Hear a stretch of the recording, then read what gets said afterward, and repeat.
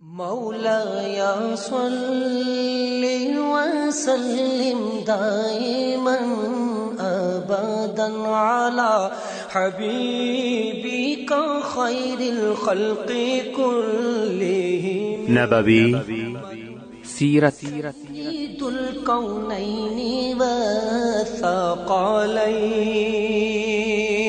محمد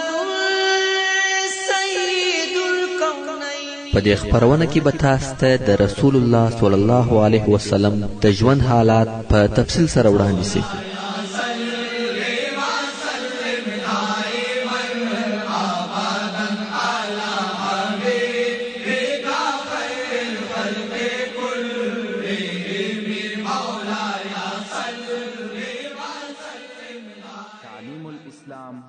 أعوذ بالله من الشيطان الرجيم. بسم الله الرحمن الرحيم. إن الحمد لله نحمده ونستعينه ونستغفره ونعوذ بالله من شرور أنفسنا وسيئات أعمالنا. من يهده الله فلا مضل له ومن يضلل فلا هادي له. وأشهد أن لا إله إلا الله وحده لا شريك له وأشهد أن محمدا عبده ورسوله صلى الله عليه وآله وصحبه وسلم تسليما كثيرا. أما بعد، محترم ورونو، موږ هغه حالات بیانول چې تاسو ته معلومه ده چې د فوج او لشکر د پاره مهم شی بیرغ وو او د لشکر افراد به پر بیرغ سره راټولېده. د لشکر شکست او ثبات هم په بیرغ معلومه ده. نو اوس چې بیرغ ولوېدی او نسته، په مسلمانانو کې ماته او تېښته شروع شوه. هر یو پر خپل سر یوې او بلې خواته ځغلي. د حدیث شریف راوي ابو رافع رضی الله تعالی عنه وایي مسلمانانو داسې شکست وخوړی چې دغه په مثل یې هیڅ شکست نه ولیدلی. او قسم په الله د مسلمانانو دوه نفره یو ځای نه سره لیده کېده. هر یو جلا جلا دي. مسلمانان ځغلي او میدان جنگ پرېږدي. په دغه وخت کې د مسلمانانو د پهلوانانو څخه یو قهرمان پهلوان چې ثابت ابن ارقم رضی الله تعالی عنه او د هغو کسانو څخه دی چې بدر ته حاضر شوی وو، وردمخه شو او ځان یې بیرغ ته ورساوه. د مسلمانانو بیرغ یې پورته کړ. ورونو، تاسو فکر وکړئ، په دغه حالت کې څوک بیرغ پورته کوي یا یې پورته کولای شي؟ د مخه چې لشکر منظم وو، نو د کم چا څخه چې په بیرغ وو د هغه پر شاوخوا به ډېر شدید امنیت نیول شوی وو. صحابه کرام به پر راګرځېدلي وو او د هغه څخه به دفاع کول. مګر اوس چې ثابت رضی الله تعالی عنه بیرغ پورته کوي، نه څوک ورسره دي او نه د څخه څوک دفاع کوي. لکه د مخه چې مدرته وویل چې مسلمانان دوه نفره هم نه دي سره یو ځای، خو بیا هم ثابت رضی الله تعالی عنه بیرغ پورته کوي. هغه مسلمانان چې په دغه منطقه کې و او ویلې ده چې بیرغ پورته سو، نو په قراره و بیرغ ته ورنږدې کېده.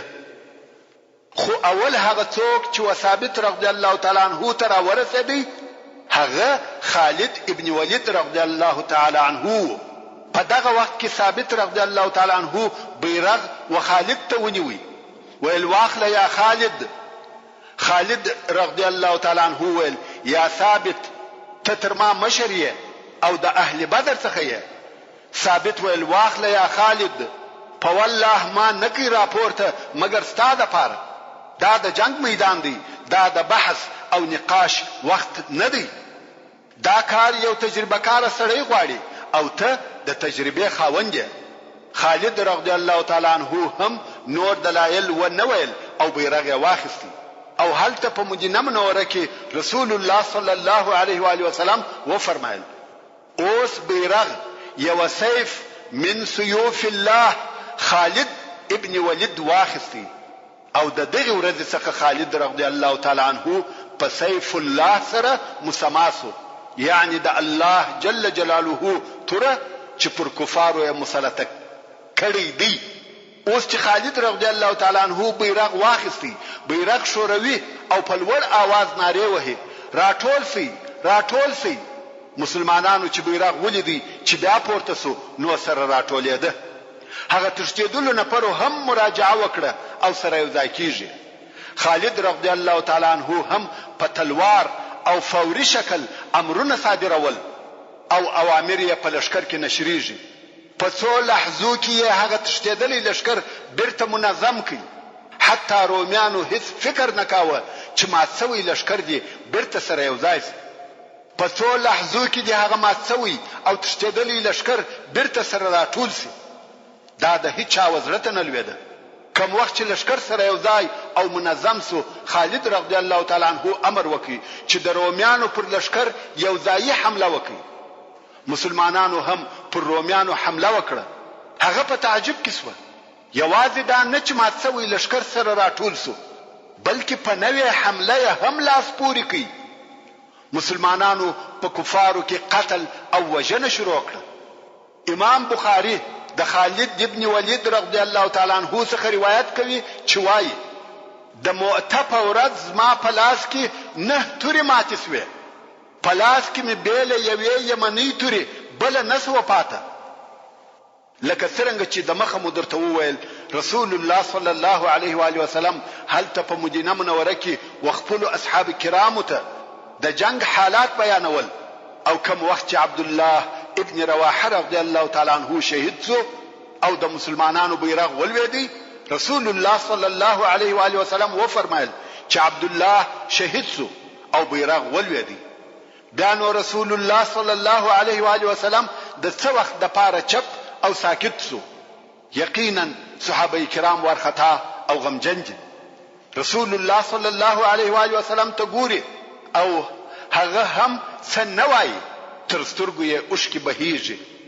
خو هلته چې خالد ابن ولید رضی الله تعالی عنہ بیرغ واخیستی، دلته رسول الله صلی الله علیه و آله وسلم و فرمایل اوس بیرغ سیف من سیوف الله واخیستی او جنگ شروع شو. واقعا هم په موته کې د مسلمانانو او روم ترمنځ ډیر شدید جنگ روان وو. دې جنگ تر ماښامه دوام وکړ او په رومیانو کې ډیر قتل او وژنه وکړه. مسلمانان په ډیر شجاعت او مړانه په صبر او تحمل د دغه لوی لشکر په مقابل کې ودرېده. رومیان په تعجب کې و چې دغه کوچنی لشکر څنګه دغه لوی او بے پایانه لشکر د حملو و مخته لکه د دریاب څپې چې را روانې وي طاقت کوي.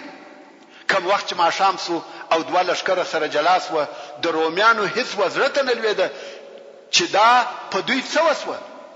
پس له هغه څخه چې روم کامیاب سو، خبره بیرته د دوی و ماتې ته واوښته. بیا نو په دغه شپه کې چې د مؤته د جنگ اومه شپه ده، خالد رضی الله تعالی عنہ خپل حربي نبوغ ښکاره کړي.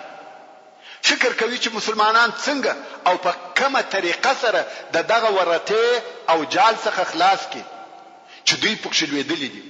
او دا یې حسول چې اوس یو جنگي چم او حیله پکار ده چې د دشمن په زړه کې هم بیره ورواچوي او هم مسلمانان په داسې قسم سره د میدان جنگ څخه وباسي چې د روم لشکر د دوی په شړلو او تعقیبولو پسې نسی.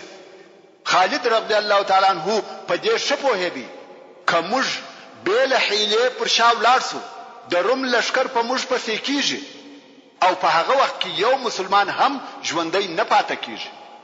نو یې په دغه شپه ډېره لو عظیمه او با تدبیره نقشه جوړه کړه چې موږ باید پر شا ولاړ سو او نور و جنگ ته دوام ورنکو چې په عربي کې انسحاب ورته وایي.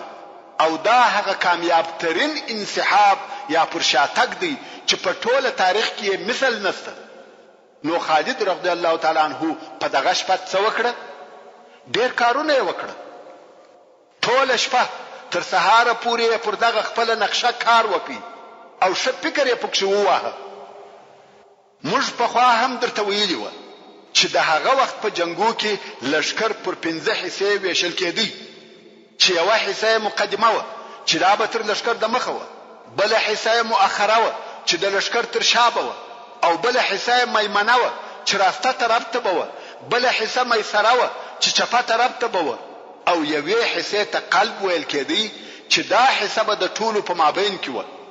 د خالد ابن ولید رضی الله تعالی عنه د دغه شپې د کارو څخه یو داو چې میمنه یې د میسره پر ځای ودرول او میسره یې د میمنه پر ځای. دا رنګه قلب، مقدمه او مؤخره ټول د خپل ځایو څخه سره واړول. بل یې امر وکړ چې ټول بیرغو ته تغییر ورکړي. هغه بیرغونه چې د مخه په لشکر کې موجود و او خلق پر راټولېده د ټول بیرغو شکل او رنگ ته تغییر ورکړي. او بیا یې د مسلمانانو څخه د سپرو یو ډله امر کړه چې تاسو به په دغه شپه کې د مدینې منورې و طرف ته ولاړ شئ. کوم وخت چې ډېر ښه لرې ولاړاست تر داسې اندازې چې موږ تاسو نه وینو او تاسو موږ نه وینئ، نو شپه به هلته تیره کړئ او سبا چې ورځ سوه تاسو به څه کوئ؟ د هغه په باره کې هم پوره تعلیمات ورکړه. هغه داسې تاسو به پر څو حصو تقسیم سئ. یو حصه یا ډله به مو پس له نیم ساعته پر آسانو سپاره د مسلمانانو ولشکر ته راځي. خو دغه راتګ به مو پر داسې لار وي چې خاوره نه وي او ډېره دوړه کوي. خالد رضی الله تعالی عنه دلته د پاته خلقو سره د جنگ د 9 ورځې په سهار کې د جنگ لپاره آمادګي ونیول. کوم وخت چې سهار سو او اوس جنگ شروع کیږي، رومیان او کفار چې ورته ګوري نور نوی خلق دي او نوی بیرغونه دي. نوی خلق خو په دې ورته معلوم سو چې د هر طرف خلق بل طرف ته تللی و، نو نوی ورته معلومه ده. کفار سره وویل نوی خلق او نوی بیرغونه. موږ پر هغو درو زرو نفرو نسوای کامیاب کېدلای او اوس د شپې و دوی ته نور کومک هم راغلی دی. کفار په دغه بیره او خوف کې و چې د سپرو هغه اوله ډله را رهیده او پر داسې لار راځي چې ټوله خاوره ده او یو لو دوړه را رهیده. که څه هم دوی لږ نفر و، خو د لرې داسې معلومیږي لکه بل لشکر چې را رهیوي. خالد رضی الله تعالی عنه دا هم ورته ویلي و چې رانږدې سئ د الله اکبر نارې وهي. دغه ډله هم په لوړ آواز تکبیرونه وایي. دلته د مسلمانانو لشکر هم تکبیرونه ورسره شروع کړه. رومیان او کفار وارخطا سوه، ویل دا خو هغه دي نور هم پسې را رهیدي. لږ وخت وروسته بله ډله پر دغه ترتیب را رهیده، لږ وخت وروسته بله ډله پر دغه قسم را رهیده او بیا بله ډله. د کفارو زړونه لویږي او وارخطا کیږي چې دا څه حال دی؟ لشکر په لشکر پسې را رهیدي. موږ په هغه اولو نفرو څه نسوای کولای او اوس دغه دونه لشکرې نورې هم را رهیدي. اصلا دغه راتلونکي نفر ډېر لږ نفر و، خو په دوړو کې نه معلومېده او د کفارو په خیال ډېر زیات نفر ورتله. دلته رومیان وارخطا دي. د بلې خوا خالد رضی الله تعالی عنه د هجوم او حمله امر وکړ. اوس نو د 9 ورځې جنگ شروع شو. ابو رافع رضی الله تعالی عنه وایي قسم په الله چې نه تر دغه ورځې د مخه او نه تر دغه ورځې وروسته دغه شدید جنگ لیدلی دی. په ټول عمر بیا ما داسې جنگ ونه لیدی. تاسو فکر وکړئ چې دا به څونه شدید جنگ و. په دغه ورځ هم د خالد رضی الله تعالی عنه په لاس کې څو تورې ماتې سوې. د اوسپنې تورې د انسانانو پر سرو ماتېږي. دا به څنګه جنگ و؟ د پاره د دې چې د خالد ابن ولید رضی الله تعالی عنه په جنگ او قوت پوسو.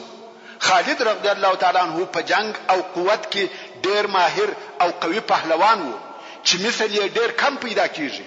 د رضی الله تعالی عنه ډېر جګ او لوی سړی وو. پر آس چې بسپور وو، پښې به مځکې ته رسېدې.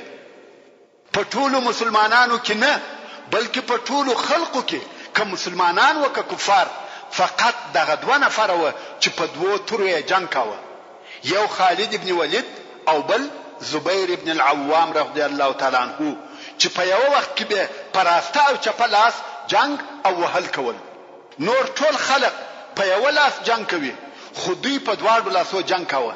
څرنګه چې خالد رضی الله تعالی عنه به په جنگ کې پر آس پور وو او پښې به مځکې ته رسېدې، نو آس به په پښو یوې او بلې خواته به وي. خالد رضی الله تعالی عنہ د فکر څخه لوړ جنگ کاوه، مثل یې نه وو او نسته. دلته چې د مؤته په اومه ورځ پر کفارو دغه شدیده حمله شروع شوه، په کفارو کې ډېر قتل او وژنه وسوه. ابو رافع رضی الله تعالی عنہ وایي ومې لید چې رومیان او غساسنه زغلي تښتي، ماته یې وخوړه، د جنگ میدان پرېږدي، یوې خوا او بلې خوا ته زغلي، ځانونه باسي او مسلمانان ورته مخه کیږي. څو د غساسنه و پاچا ته ورسېده چې نوم یې فیدور و او د هرقل ورور و، چې دی دغه جنگ عمومي قومندان هم و. په دغه وخت کې خالد رضی الله تعالی عنہ امر وکړي چې ټول مسلمانان دې د جنگ د میدان څخه راووځي. دلته نو د مسلمانانو لشکر ټول پر شاځي. رومیان بیا په تعجب کې سوه چې دا څه قصه ده، کامیاب لشکر ولې پر شاځي؟ نو کفار ویل کمین یې راته نیولې دي، دا چم دی، موږ خطا باسي، پام کوي چې حمله پر ونه کوي او پسور نسی، پرېږدي. خالد رضی الله تعالی عنہ د خپل لشکر سره پر شاځي. ورونو د لشکر د تلفاتو د پاره خطرناک حالت دغه د انسحاب یا پر شاتلو وخت دی.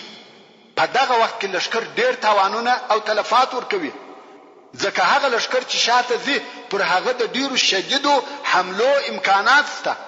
لکه څرنګه چې دغه سی واقعې په تاریخ کې ډیرې پیښې شوې دي.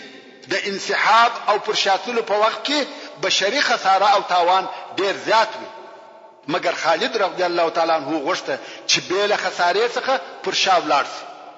نو خالد رضی الله تعالی عنہ په قرار پر شا ځي او داسې معلومیږي لکه دی چې د روم د حمله انتظار کوي. مګر هلته د روم قومندان فیدور امر وکړي پرېږدي او خالد رضی الله تعالی عنہ نور هم د خپل لشکره سره پر شا ځي. څو دغه انسحاب او رجوع یې تر مدینه منورې پورې و، یعنی بیرته مدینه منورې ته ورسېده.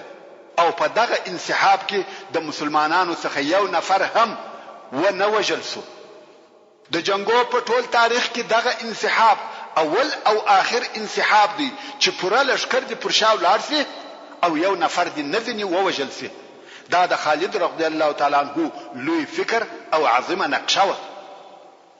رومیان هلته په انتظار کې و چې مسلمانان به بیا راسي او حمله به را باندې وکړي، خو هغه هیڅ نسوه پیښ. بیا یې د معلوماتو د پاره جاسوسان ولېږل، خو هغه وخت مسلمانان مدینه منورې ته رسیدلی و. ورسته نو د روم او غسان لشکرې هم ولاړې. کوم وخت چې د مسلمانانو لشکر بیرته مدینه منورې ته ورسېدی، تر دوی د مخه د مدینه منورې و خلکو ته خبر رسیدلی وو چې د مسلمانانو لشکر د مؤته د جنگ څخه بې له کومې قطعي نتیجې ځانونه را خلاص کړه او بیرته را رهي سوي دي. نو د مدینه منورې ښځې او کوچنیان مخ ته ورته راوتلي وو او دغه لشکر استقبال او شراغله د ډبرو په وشتلو کاوه.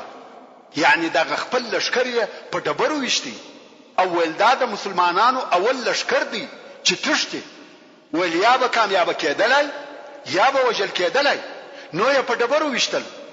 ول د فی سبیل الله جهاد څخه راوتښتېدل او نارې پر وهلې یا فرار یا فرار. د مسلمانانو لشکر په دې کار ډیر زهیر وو. یو صحابي چې د مؤته په جنگ کې ګډون کړی وو وایي زه په مدینه منوره کې خپل کور ته ورغلم، خو ښځې مې دروازه نه را خلاصول، کور ته نه پرېښولم. خپل ښځې مې راته ویل ته د الله جل جلاله په لار کې د جهاد څخه وتښتېدې، والله که زما کور ته راننوځې. دا هغه مسلمانې ښځې وې چې خپل نران یې و جهاد ته څنګه تشویقول. رسول الله صلی الله علیه و آله وسلم ته چې دغه خبر ورسېدی نو یې امر وکړ چې خلق دې راټول شي. کوم وخت چې خلق راټول شو وی فرمایل لیسوا بالفرار ولكنهم الكرار ان شاء الله انا فئه كل مؤمن. یعنی دوی تشتیدل نه دي بلکې دوی بیا حمله کوونکي دي ان شاء الله، او زه د هر مؤمن ډله یم.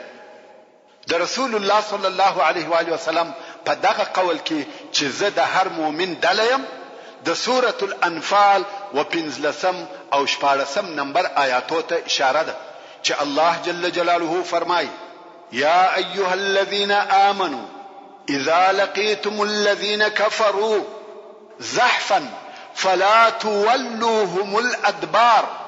یعنی ای مؤمنانو کم وخت چې په جنگ کې د هغو کسانو سره ملاقات او مخامخ سي چې کافران سوي دي په داسې حال کې چې دوی ډېر او ګڼ وي نو تاسو و دوی تخپل شاوي مور ګرځوي چې تشتي یا د چیشت په نیت شاوي ور وګرځوي. تر دغه ځای پورې د دغه آیات شریف په امر او حکم د کفارو څخه تشتیدل نه دی روا که څه هم کفار ډېر او زیات وي. او په ورستنی آیات شریف کې الله جل جلاله فرمایي که چا په میدان جنگ کې و کفارو ته شاور وګرځول یعنی وتشتدي هغه د الله جل جلاله په قهر او غضب اخته او گرفتار سو او د هغه ځای جهنم دی. مگر هو هغه کسان په دغه حکم کې نه دي شامل کوم چې د بلې حمله د پاره ځان آماده کوي یا هلته د مسلمانانو ډلې ته ځان ورسوي لکه څنګه چې الله جل جلاله په ورستنی آیات شریف کې فرمایي ومن يولهم يومئذ دبره إلا متحرفا لقتال أو متحيزا إلى فئة فقد باء بغضب من الله ومأواه جهنم وبئس المصير. يعني هر هغه څوک چې کفارو ته د جنگ په ورځ شاور ګرځوي یا شاور وګرځوي بل هغو کسانو څخه چې بیرته راګرځېدونکي وي یعنی د بلې حملې د پاره ځان تیاروي یا دشمن ته چم کوي یا دا چې د مجاهدینو بلې ډلې ته ځان رسوي بل دغه کسانو څخه کم کسان چې تشتي هغه د الله جل جلاله په غضب اخته او مبتلا سو او د هغه د اوسېدلو ځای دوزخ دی او دغه دوزخ د ورتلو بد ځای دی. مقصد دا چې که په جنگ کې یو څوک د یوې ډلې و طرف ته ورسي یا خپل د قومندې مرکز ته ورسي دلته هم و دشمن ته شاګرځول کیږي مگر دغه شاګرځول جائز او روا دي. نو رسول الله صلی الله علیه و آله وسلم و فرمایل انا فئه كل مؤمن زه د هر مسلمان ډله او کومک کوونکی یم. هغه څوک چې ماته رجوع وکي هغه نه دی تشتدلی بلکې زه د دوی ډله او کومک کوونکی یم.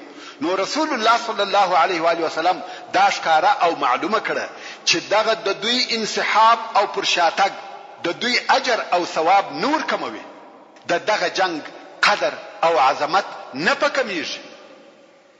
ورون دغه د مؤتوا جنگ ته غزا نه ویل کیږي ځکه رسول الله صلی الله علیه و آله وسلم اشتراک نه دی پکښ کړی نو ځکه د مؤته جنگ یا د مؤته سریه ورته ویل کیږي او دغه جنگ په نتیجه کې د کفارو وژل شوي کسان په سوو خو دقیق حساب یې نه دی معلوم او د مسلمانانو شهیدان هم ډیر دي چې صحیح عدد یې نه دی معلوم مگر هغه کسان چې نمونه یې یاد شوي دي چې وايي دغه کسان د مؤته په جنگ کې شهیدان شوي دي هغه 12 نفر دي مگر حقیقتا د مسلمانانو شهیدان تر دغه ډیر و.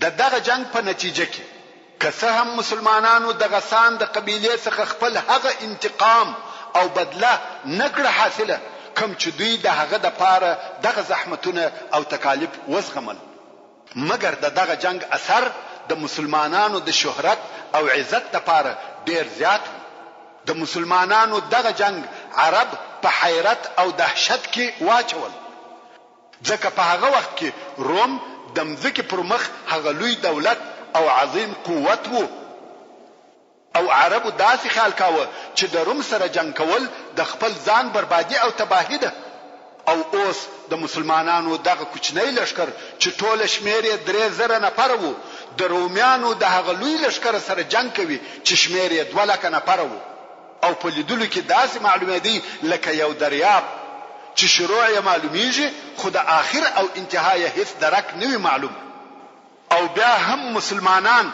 دغه جنگ څخه په داسې ډول سره بیرته راغله چې د یادولو وړ تاوان نو ورته پیښ شوی. دا د زمانه او تاریخ د عجایب څخه وو او د دې تاکید یې کاوه چې مسلمانان بل قسم انسانان دي. دا د هغه جملې خلقو څخه نه دي چې عربو عادت ورسره درلودي یا یې پیژنده. دغه د مسلمانانو د ډلې کومک او تائید د الله جل جلاله د طرفه څخه کیږي او د دوی لارښوونکی په حق سره رسول الله صلی الله علیه و آله وسلم دی.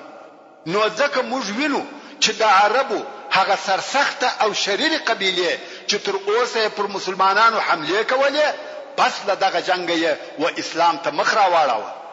د بنو سلیم، اشجاع، غطفان، زبیان، فزاره او نور قبیله مسلمانان شوه او دغه جنگ د روم سره د خونړیو جګړو شروع و.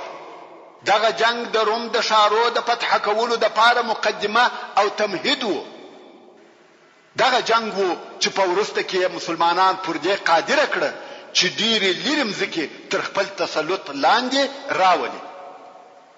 هغه وخت چې رسول الله صلی الله علیه و آله وسلم په مسجد نبوي کې و مسلمانانو ته د جنگ حالات بیانول، پس له هغه څخه چې دغه مجلس څخه ولاړ سو نو د جعفر رضی الله تعالی عنہ کور ته ورغلی.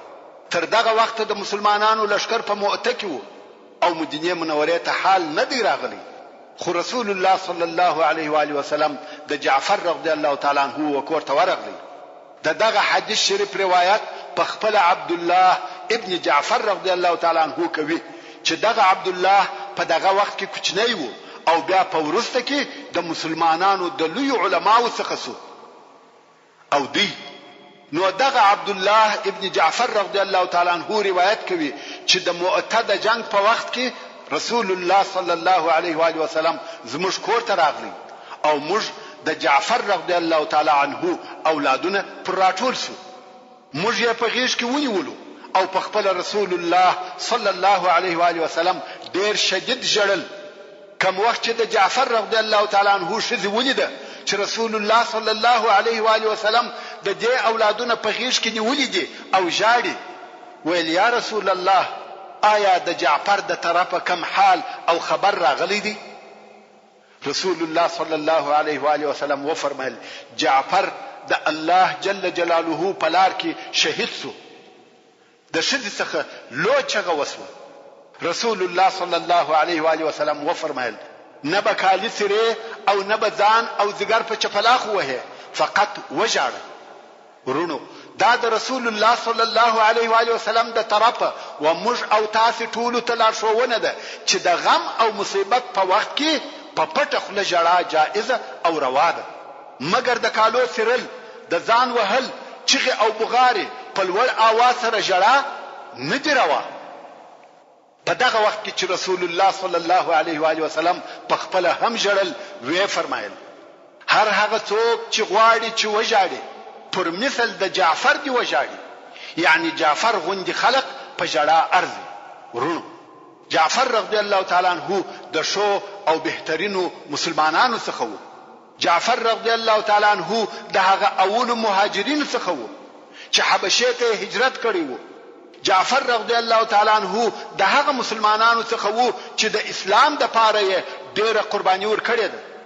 اسلام یې پر خپل ځان تطبیق کړی او عملي کړی وو. ورسته رسول الله صلی الله علیه و آله وسلم و انصار ته وویل د جعفر د اهل او کورنۍ څخه مبه خبره کیږي او وی فرمایل د جعفر و کورنۍ ته خواړه ور جوړ کړي ځکه دوی په خپل غم مشغوله دي، یعنی د خوړو و جوړولو او خړولو ته پام او فکر نشته، نو تاسو خواړه ورته راوړي.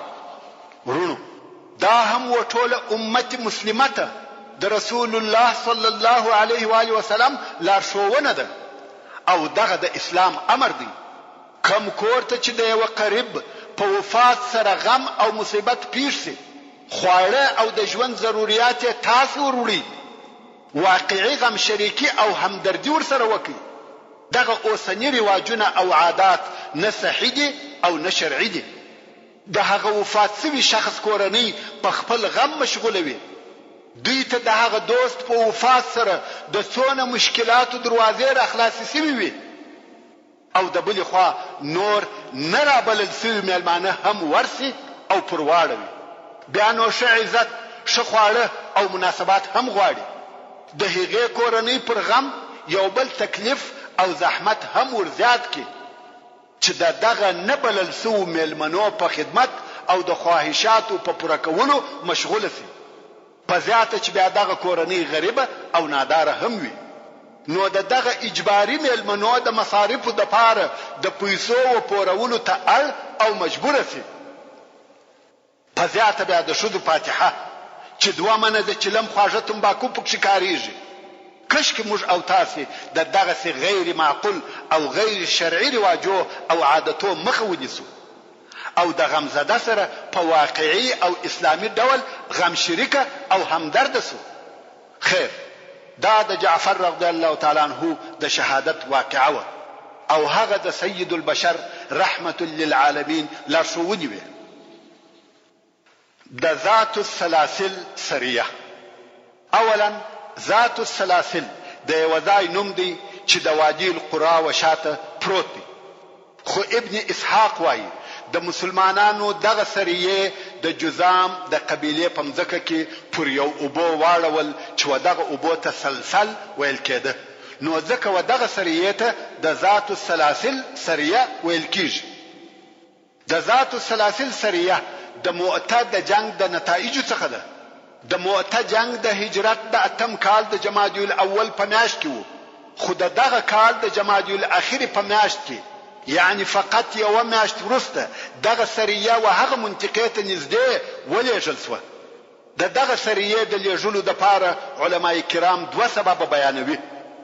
څوک وایي کم وخت چې رسول الله صلی الله علیه و آله وسلم ته د هغه عربي قبیلو موقف د مؤته په جنگ کې ور معلوم سو، کومې چې د شام پر حدودو اوسېدلې، چې دغه قبیلې د مسلمانانو پر ضد د روم سره یو ځای سوې، نو رسول الله صلی الله علیه و آله وسلم د دې دپاره یو اشد ضرورت حس کړي چې د یو داسې حکمت څخه کار واخلي چې په هغه حکمت سره دغه قبیلو او د روم په مابین کې تفرقه او جلاوالی راولي، چې د بل وار دپاره دونه لوی لښکر د مسلمانانو پر ضد نسي سره یو ځای، او په عوض د دې چې دغه قبیلې د روم سره اتحاد ولري باید د مسلمانانو سره ولري.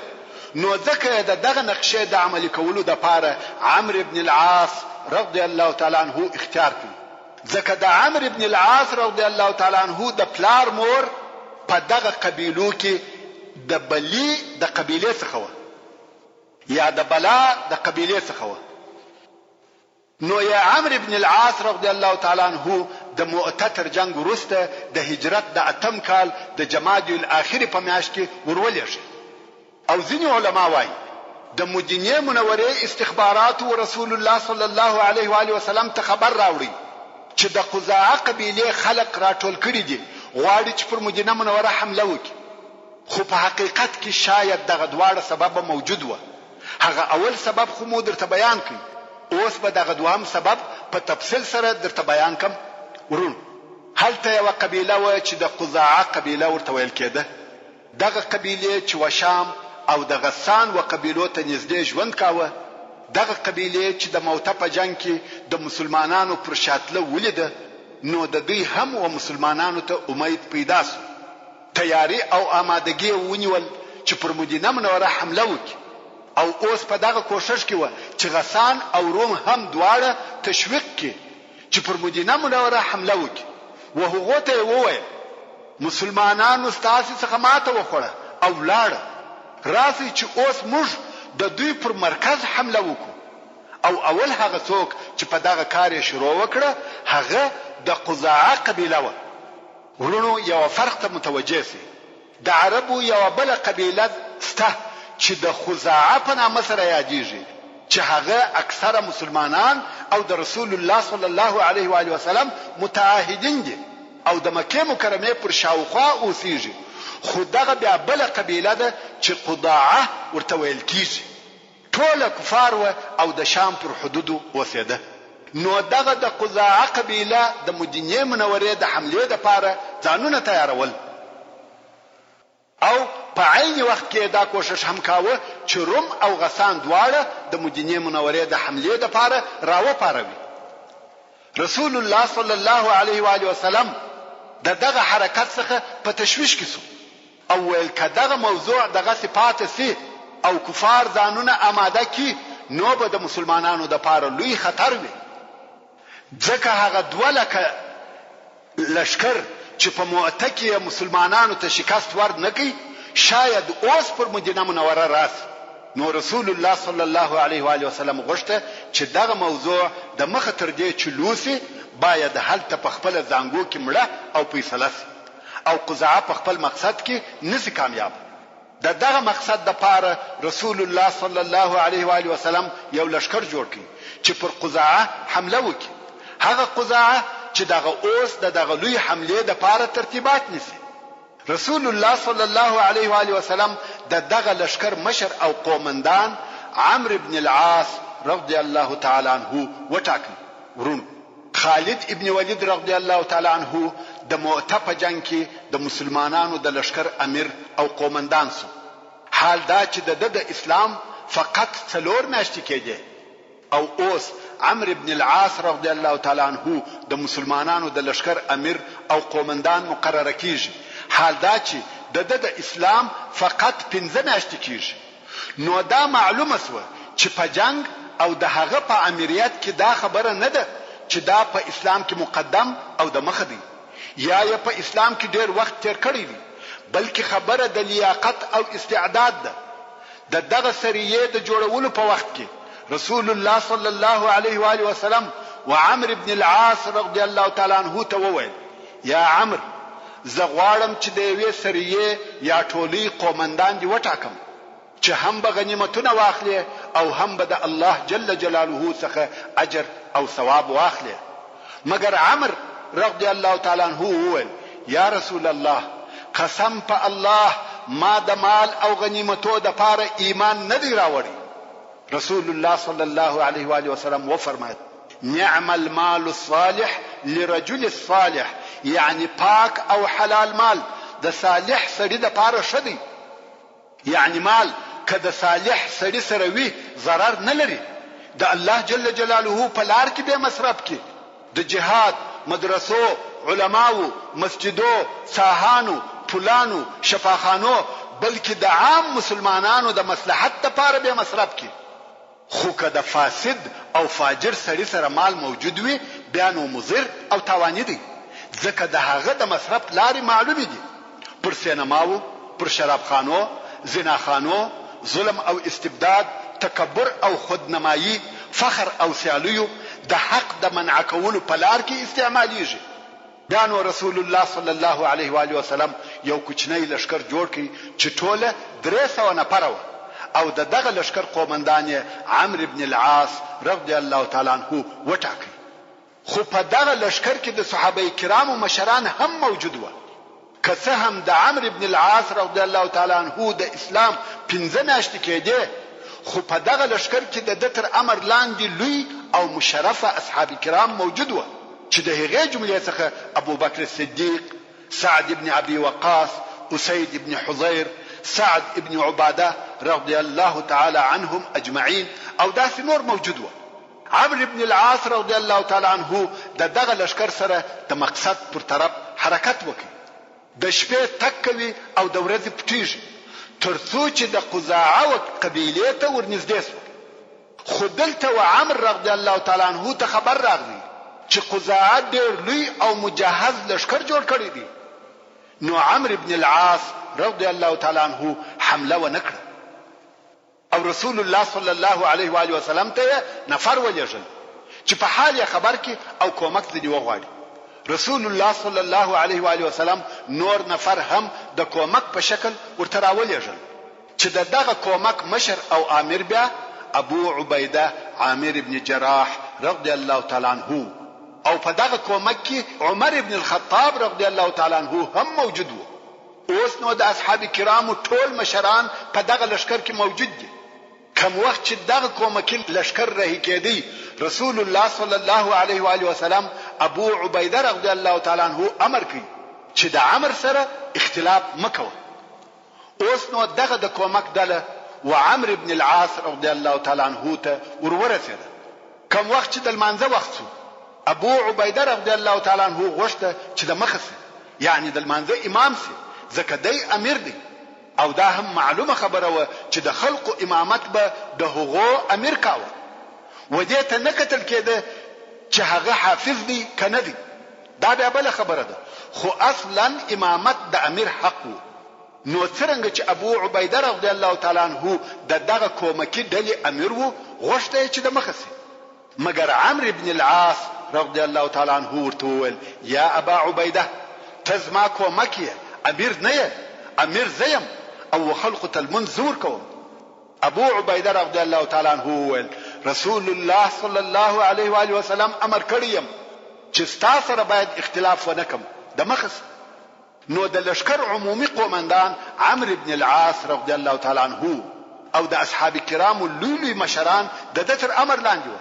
حال دا چې دی نوې مسلمان دی او د اول وار د پاره د لشکر امیر مقرریږي فقط پنځه میاشتې د مخه د کفارو د رئیسانو څخه وو او اوس د مسلمانانو امیر دی خه لشکر د قزعه پر طرف ورهدي د شپې تکوي او د ورځې پټیږي څو بالکل وقزعه ته ورنږدې سو اوس چې د دوی او قزعه په مابین کې ډېره لږ فاصله پاتې ده شپه ده او ډېر شدید یخ دی دا هغه شپه ده چې سبا حمله کیږي خو په دغه شپه عمرو رضی الله تعالی عنہ ټول لشکر د اور د بلولو څخه منع کړ خلق د یخ څخه ډېر په عذاب سو تاسو په هیڅ چې په دشت کې یخ ډېر شدید وي او منطقه چې د شام حدود دي ډېره یخ ده او بیا اور هم نوي نو خود ټول لشکر د یخ څخه په عذاب او تکلیف وو د حضرت عمر فاروق رضی الله تعالی عنہ د طاقت ووته او عمرو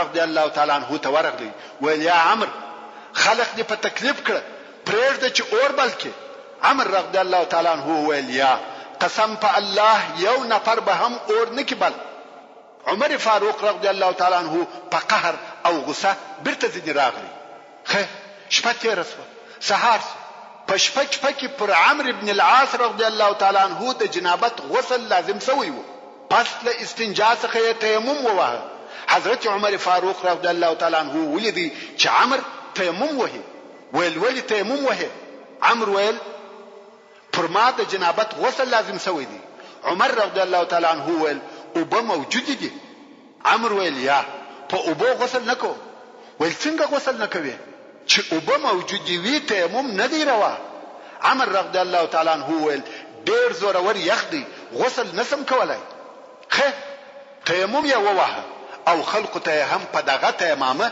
المنذ ورکړي اوس نو پر مسلمانانو دغه د کارونه نور هم درانسو عمر ابن الخطاب رضی الله تعالی عنہ ته قهر ورغلی مګر بیا هم غواړي چې د ابو بکر صدیق رضی الله تعالی عنہ سره مشوره وکړي نو ویل یا ابا بکر ته نوینه چې عمرو څه کارونه کوي ځکه عمرو رضی الله تعالی عنہ نسبت و دوی ته نوې مسلمان وو د دین په کارو او مسألو دون نو خبر لکه دوی او پر هغه سربېره په دین کې پر دوی امریت کوي او داسې مخالف کارونه کوي نو ځکه مسلمانان دغه د په تصرفاتو نه ورازي مګر ابو بکر صدیق رضی الله تعالی عنہ چې په ټول عمر کې صدیق وویل یا عمر په والله کعمر دغه کار د پاره تر تا بهتر نوای رسول الله صلی الله علیه و آله وسلم به پر تا نوای امر کړی دغه د صدیق اکبر ژوند عقیده او حالت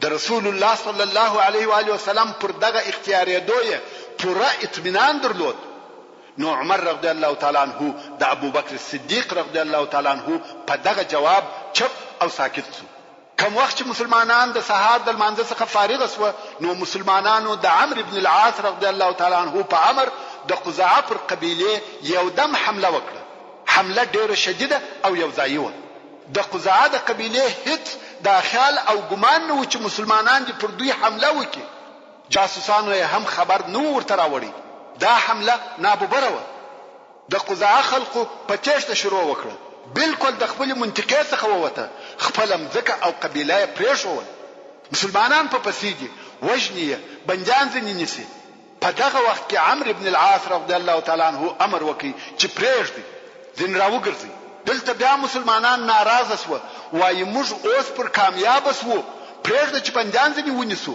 وې وژنو هغه د دوی تښتي عمرو رضی الله تعالی عنہ ویل یا پرېږدئ او ځینې راوګرځئ. مسلمانان بیا د دغه امر څخه ناراضه شول، ویل شاید ټول بندیان ونیسو، خو ده رضی الله تعالی عنہ امر وکړي چې ځینې راوګرځئ. مسلمانان د امر د اطاعت سره سم راوګرځېدل او هغه شیان چې د قزاعه په قبیله کې موجود و لکه پسونه، اوښان او نور سامانونه چې دوی راوړای سوای هغه په غنیمت واخیسته او د غنیمتو سره بیرته مدینه منورې ته راغله. کوم وخت چې لشکر مدینه منورې ته راورسېدی، مسلمانانو و رسول الله صلی الله علیه و آله وسلم ته د عمرو رضی الله تعالی عنه د اعمالو څخه شکایت وکړي چې د دوی سره داسې او داسې کول. رسول الله صلی الله علیه و آله وسلم عمرو رضی الله تعالی عنه راوغوښتي او ویل یا عمرو ولې دې خلق په تکلیف کړه چې د اور و بلولو ته دې نه پرېښول؟ عمرو رضی الله تعالی عنه ویل یا رسول الله زموږ شمیر او عدد لږ و، قزاعه او هغه کسان چې د دوی تر شا ولاړ و که په موږ خبر سوي وای والله موږ ټول به وژلي وای، نو که موږ اور بل کړی وای یقینا او بلا شک هغه په موږ خبرېده او قسم په الله چې بیا به مو نجات نه وای پیدا کړی. رسول الله صلی الله علیه و آله وسلم وفرمایل صدقت، رښتیا او صحیح دی وویل. رسول الله صلی الله علیه و آله وسلم بیا ورته وویل ولې د خلقو امامت وکي او تا تیمم وهلی وو، حال دا چې اوبه هم در سره وي. عمرو رضی الله تعالی عنه وویل یا رسول الله دونه زورور او شدید یخ وو، کمی غسل کړی وای هلاکېدم مړ کېدم. او الله جل جلاله فرمایي ولا تلقوا بأيديكم الى التهلكه، یعنی خپل ځانونه په هلاک کې ما اچوي. رسول الله صلی الله علیه و آله وسلم وفرمایل صدقت. رسول الله صلی الله علیه و آله وسلم بیا وفرمایل ولې د خلق د بنجانو د نیولو څخه منع کړه؟ عمرو رضی الله تعالی عنه وویل یا رسول الله کدی په هغو پسې تللی وای سره پاشل کېده او که پاشل سوی وای بیا دشمن را باندې غالب کېدی. دا نه ده صحیح چې موږ په داسې مځکه کې چې هلته زموږ دشمنان ډیر وي یو او سره وپاشل سو. داسې ځای کې چې د دشمن شمیر زیات وي لشکر باید سره یو ځای وي او ما هم دغه امر ورته کړی دی چې سره راټول سي پاشل کېږي. ما بیا هم رسول الله صلی الله علیه و آله وسلم ورته وویل صدقت.